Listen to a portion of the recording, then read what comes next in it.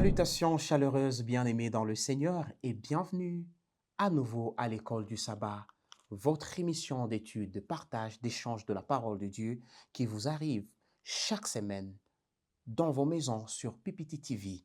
Après la 8e leçon de ce 4e trimestre de l'an 2023, bien sûr, nous voici avec une nouvelle leçon, la 9e, qui a pour titre La mission auprès de puissants. La mission auprès de puissants. Et pour partager cette étude ensemble, nous accueillons sur ce plateau deux frères avec lesquels nous allons échanger en long et en large pour la gloire du Seigneur. Je reçois sur ce plateau le frère Ézéchiel. Bienvenue frère. Merci, frère Vous Daniel. vous portez très bien. Je me porte très bien. Gloire au Seigneur, gloire au Seigneur. Nous recevons également sur ce plateau le frère Hippolyte. Bienvenue frère. Merci, bienvenue. Vous vous Merci, portez très Daniel. bien? Je vais très bien. Gloire au Seigneur. Et sans plus tarder, avant même que nous ne fassions la lecture du verset de mémoire, nous allons implorer la faveur de Dieu. J'aimerais inviter le frère Ézéchiel à nous conduire dans la prière. Humilions-nous pour la prière. Éternel notre Dieu, merci parce que tu aimerais nous sauver, qui que nous soyons, pauvres, riches, puissants, mendiants, peut-être personnes vivant avec handicap. Tu nous aimes comme nous sommes et tu aimerais nous sauver. Alors parle-nous, parle à nos cœurs et viens nous changer. Au nom de Jésus-Christ, nous te prions. Amen. Amen. Amen. La mission auprès de puissants. La mission auprès de puissants. Notre verset de mémoire dans Matthieu 16, verset 26, qui est aussi une des grandes questions, que l'humanité se pose. Il est écrit, Matthieu 16, 26, « Et que servirait-il à un homme de gagner tout le monde s'il perdait son âme? Ou que donnerait un homme en échange de son âme? » Voilà deux questions qui peuvent paraître moindres, petites, mais qui sont des questions qui tracassent l'humanité. Parce que vous savez, la question de subsistance, la question de l'existence de l'homme est toujours au cœur des efforts que fournissent tous les hommes. Bien évidemment, tout le monde serait prêt à payer quelque chose pour rester en vie. Et si la vie serait quelque chose sur laquelle on devrait placer un prix, il y a ceux qui se battraient pour trouver ce prix-là, pour rester en vie. Alors, l'évangile auprès de puissants. Tellement de questions se posent dans cette leçon, mais quelle est la volonté de Dieu pour l'humanité tout entière? Dieu veut que tout le monde soit sauvé. Et les hommes forts et les hommes faibles, comme on peut le dire en passant, les hommes riches et les hommes pauvres. Dieu veut que tout le monde arrive au salut. Et on voit que dans l'histoire de la Bible, il y a eu l'histoire des hommes qui étaient puissants et qui étaient riches. D'ailleurs, j'en profite pour dire qu'il n'est pas mauvais qu'un homme soit puissant et riche, parce que dans la Bible, nous voyons des hommes qui remontent, des noms qui remontent, comme Abraham, comme Isaac, comme Jacob, comme Salomon, comme Joseph. Ils étaient puissants et ils étaient riches. Ils étaient des hommes tellement influents, mais ils étaient aussi puissamment riches. Alors, comment arriver à atteindre aussi une très grande foule d'hommes puissants et riches? Parce que nous avons vu que dans la Bible, toutes ces personnes qui étaient puissantes, partout où il faisait des choses, ça laissait des traces. Cela implique que si des hommes puissants de notre époque et recevaient l'évangile, cela aurait encore plus d'impact et Dieu veut que ces hommes-là soient atteints. Parlons même du salut. Euh, Quelqu'un a parlé de l'expiation illimitée. Qu'est-ce que pouvons-nous comprendre, saisir de ce concept expiation illimitée? Je pense que euh, le, l'un des versets les plus fameux de la Bible nous donne la réponse. Jean 3, verset 16, où il est dit, quiconque croira, qui soit-il, qu'il soit puissant Oui. ou pas, qu'il soit esclave, qu'il soit qui qu'il soit, quiconque Hmm. croit. Ça veut dire que Jésus n'est pas mort pour une catégorie de personnes, Oui. ni pas pour le juif, pas pour telle tribu, Hmm. mais pour quiconque. Il y a pas de critères, de caractères, c'est quiconque. Parlant de l'expiation, c'est comme l'expiation qui se faisait dans le sanctuaire dans le temps passé. Donc, le sang de Jésus est comparé à ce sang de bouc qu'on versait pour expier le péché. Donc, le sang de Jésus n'a pas de limite. Ouais, ouais, le sang de Jésus n'a pas de limite. Il suffit de croire, il suffit de venir, il suffit de déposer nos péchés à lui. Et son sang ne choisit pas, on ne choisit pas, il ne choisit pas. Non, son sang efface, son sang prend notre place, qui que nous soyons. Gloire au Seigneur. On va revenir sur cette question. C'est important qu'on commence par là, par l'expiation, parce que certains pourraient croire que il y a le salut est réservé à une certaine catégorie. D'ailleurs, il y a des gens qui tordent même les Écritures, commençant à dire, ben, heureux les pauvres, heureux les pauvres. Pourtant, la Bible dit heureux les pauvres en esprit. Ça ne veut pas dire que on devrait être heureux quand on est pauvre, puisque c'est même pas la volonté, parce que Dieu dit que vous serez riches, parce que euh, ça fait partie de son plan et c'est de sa volonté que les enfants de Dieu ne soient pas en état de mendier. Dieu désire sauver et libérer même les puissants hommes, à la lumière même de Daniel 4, lorsque nous rentrons dans Daniel 4. Mais j'aimerais poser, je me demandais jusqu'où Dieu peut aller, parce que avec l'histoire de Nabucodonosor, on voit que Dieu est allé, je pourrais dire à l'extrême, jusqu'où Dieu est prêt à aller pour le salut d'un homme. Oui, frère Daniel, pour Dieu, on disait dans les leçons précédentes qu'il a pour caractère l'amour. Oui. Dans son amour, Dieu peut aller jusqu'à l'extrême. Un roi qui a péché, il prend ses temps en train de brouter de l'herbe jusqu'à ce qu'il comprenne que il y a un Dieu et il revient à lui-même. Et dans la Bible, il est dit je vais paraphraser dans 1 Timothée chapitre 2, le 4e verset, que Dieu veut que tous les hommes soient sauvés et parviennent à la connaissance de la vérité. Dans les desseins de Dieu et que tout le monde parvienne. Et dans le Nouveau Testament, il dit qu'il n'est fait exception de personne. Riche, pauvre, handicapé physique, immigré, nécessiteux. Dieu veut que ces hommes, ça a coûté le sacrifice de Jésus. Jésus est venu verser son sang. Et ce sang-là a de la valeur pour cette génération, pour la génération qui pourra venir. Nous passerons. Ce sang est puissant et valeureux. Aucun autre sacrifice ne peut égaler le sacrifice suprême, c'est le sacrifice de Jésus-Christ. Parlant de puissant, on voit chez Nebuchadnezzar quelque chose comme de l'orgueil. Est-ce que ce genre d'orgueil, on les retrouve dans le riche du temps présent, dans les hommes puissants du temps présent, pour qu'on comprenne comment est-ce que Dieu peut aller à l'extrême pour leur salut? Est-ce que les riches de temps moderne sont-ils aussi orgueilleux que Nebuchadnezzar?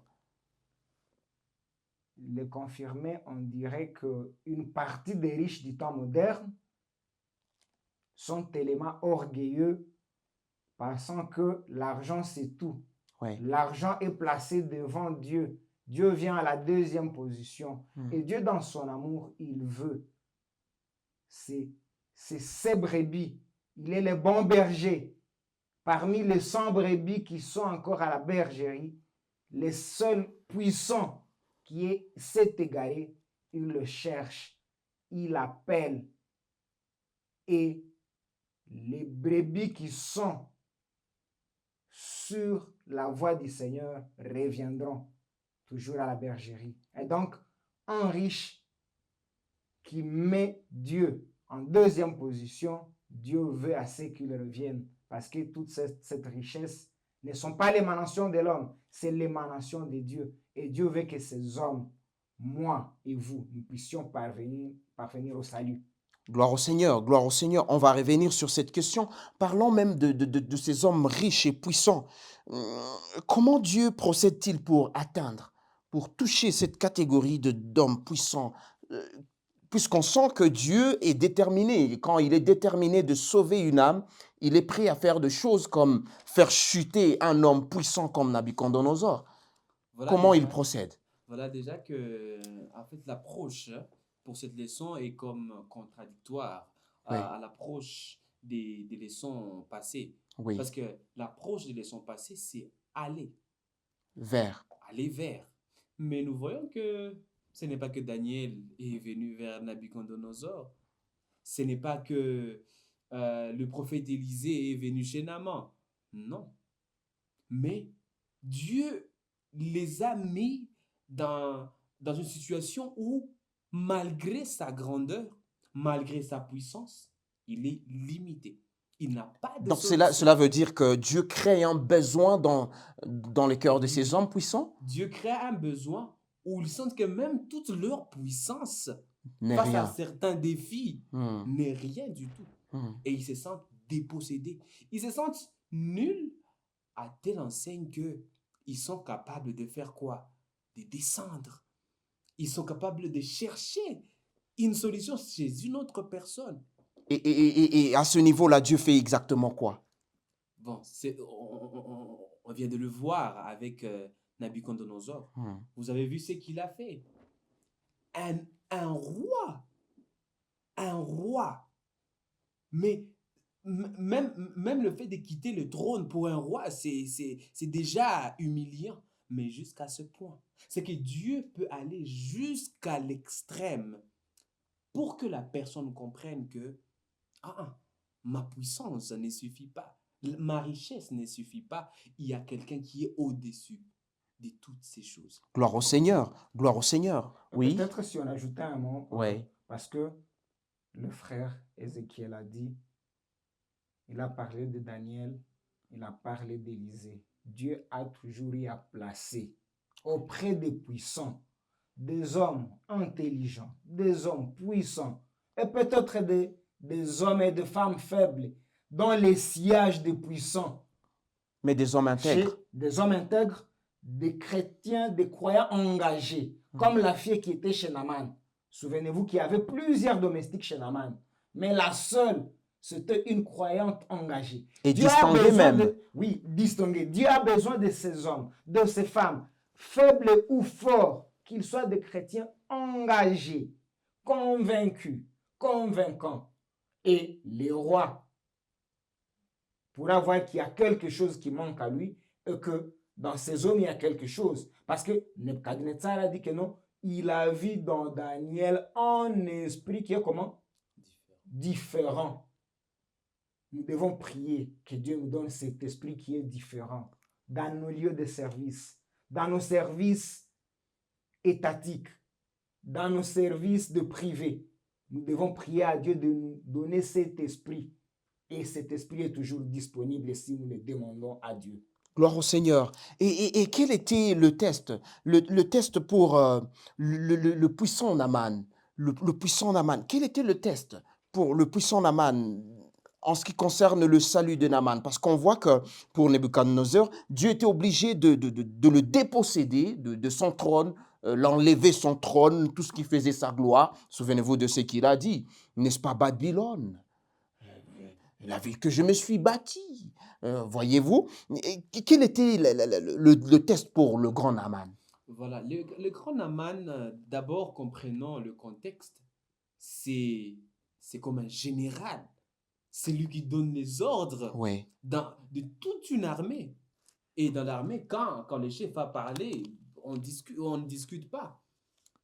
Et personne ne pouvait lui donner un ordre que celui qui est plus élevé ou plus gradé que lui.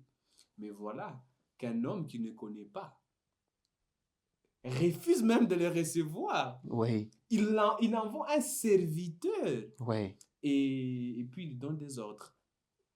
Va faire ceci, Et il lui dit, va te plonger cette fois, mais dans quel genre de rivière?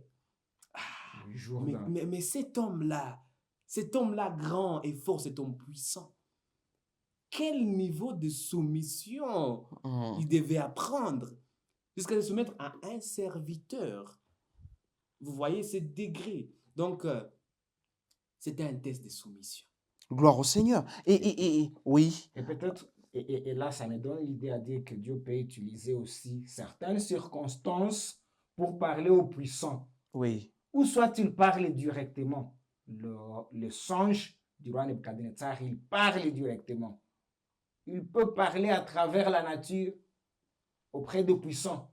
Il peut parler par les circonstances. Et le besoin est que nous devons descendre, être humbles pour que nous puissions apprendre et écouter Dieu parler. Souvent nous parlons, Dieu veut à ce que nous puissions aussi l'écouter à travers les personnes engagées qui sont des croyants, à travers les circonstances et à travers sa parole, la Bible qui nous parle chaque jour. Gloire au Seigneur. Et qu'en est-il de ces hommes-là qui sont puissants en connaissance, en parole de Dieu, puisqu'il y a tellement d'hommes puissants actuellement? Nicodème en était un exemple. Dans Jean 3, on parle de Nicodème qui est un homme puissant, mais face à Jésus, toute sa grande connaissance, comment arriver aujourd'hui? Parce que aujourd'hui, nous ne sommes pas des Jésus. Oui. Comment nous arriverons-nous à atteindre ce genre de personnes? Parlant Voilà. aussi de l'homme riche, qui était aussi riche. Nicodème était riche de connaissances, mais il y avait aussi un homme qui était riche physiquement. Voilà. Vous savez, lorsque vous avez un verre rempli, vous ne pouvez pas y mettre de l'eau. Vous ne pouvez plus y mettre de l'eau. Déjà, il est rempli. Qu'est-ce que vous allez faire? Il n'y a pas moyen d'y ajouter quelque chose. Et Dieu, quand il voudrait nous remplir, et que malheureusement, il trouve que nous sommes pleins, nous trouvons plein de connaissances riches, mais qu'est-ce qu'il va faire? Il faudrait qu'on arrive à un moment donné où on sent qu'on est vide. Il faudrait qu'on se retrouve devant une personne. C'est vrai, on est ces géants, mais on se retrouve face à une personne, on dit, mais je suis vide, Hmm, mais je ne suis rien. hmm. Mais nous devons être ces chrétiens. Ces chrétiens-là qui a une vie de profondeur, tellement qu'un érudit, un homme puissant en parole peut voir et dire, non, je suis vide. Nous devons être ces chrétiens-là. Gloire au Seigneur, ce sont des choses puissantes et très fortes. Et si nous voulions atteindre ces hommes puissants, hmm, comment, euh, comment arriver à se lier d'amitié avec ces hommes-là? Parce que la plupart de fois, ce sont des personnes très difficiles d'accès. Ils sont inatteignables par moments en allant vers la fin de notre émission d'aujourd'hui. Je voulais dire que au cas où nous sommes positionnés, là où Dieu nous a mis, nous serons comme Ruth qui glanait. Elle était au bon moment, à la bonne heure. Boaz n'était pas un faible, Boaz était un puissant. Et il y avait un besoin d'avoir une épouse. Là, c'est par rapport aux besoins physiques. Et la fille de Shenaman, on a dit qu'il y avait plusieurs, mais c'était une fille qui vivait l'évangile. Dieu l'a placée là. Elle possédait ce que Naaman ne possédait pas. Là où nous sommes, possédons-nous ce que les autres ont? Oui, c'est bon. Au-delà de ce qu'ils ont, nous devons posséder Jésus-Christ. Nous devons vivre Jésus-Christ, vivre l'évangile. Et ça pourra aller. Et il y a l'adage chinois qui disait que quand on veut aller pêcher dans les profondeurs des eaux, nous devons rester au bord du lac et laisser les poissons venir vers les lamaçons. C'est notre impact qui fera ce que les puissants viennent nous demander. Il y a des sentinelles qui donnent conseil au roi. Quand ils voient que cette sentinelle vit l'évangile, Dieu a besoin de ces hommes qui impactent, qui influencent positivement pour la gloire de Dieu. Gloire au Seigneur. Par là, peut-on aller dire que les hommes puissants, bien qu'ils soient puissants, ils ont aussi de besoins. Ils ont aussi de besoins auxquels les hommes de Dieu devraient répondre. Oui, oui. Et j'aime ce verset de Luc 12, verset 15 qui dit, puis il dit à tous, attention, gardez-vous de tout amour des richesses, Oui. car la vie d'un homme ne dépend pas de ses biens, même s'il est très riche. Les riches doivent comprendre que sa vie ne dépend pas de ses biens, mais elle dépend de Dieu. Et j'aime toujours dire que Dieu est la vie. Il n'y a pas de vie en dehors de Dieu. Vous pouvez avoir des richesses sans être heureux. Vous pouvez avoir des richesses sans être épanoui. Vous pouvez avoir des richesses et manquer les saluts. Il n'y a pas plus important que votre âme, que votre salut. Alors, nous sommes appelés à dépendre, à nous confier totalement à Dieu, parce que c'est lui la vie. Gloire au Seigneur. Peut-être un élément, quand le verset là dans les béatitudes, heureux le pauvre en esprit. La pauvreté n'est pas, la pauvreté physique, c'est pas une vertu. On parle de la pauvreté spirituelle. Dieu a besoin des riches matériellement qui sont pauvres spirituellement. Dieu a besoin que ces pauvres matériellement soient aussi pauvres spirituellement afin qu'ils viennent. Et ayant Christ, Christ donnera au-delà de ce que les hommes attendent. La richesse n'est pas une blanchisserie et la pauvreté n'est pas aussi une valeur. Et que, comme dans l'église primitive, les gens s'entraidaient. Il n'y avait pas de pauvres. Il n'y avait personne qui demandait le pain. Et que les riches qui ont connu Jésus viendront en aide aux nécessiteux. Et que si tous sont pauvres spirituellement, ils auront besoin de dépendre du grand maître Jésus-Christ. C'était même l'enseignement de cet homme que Jésus a donné à cet homme riche. Il lui a dit, va, vends tes biens et partage-les avec ton prochain.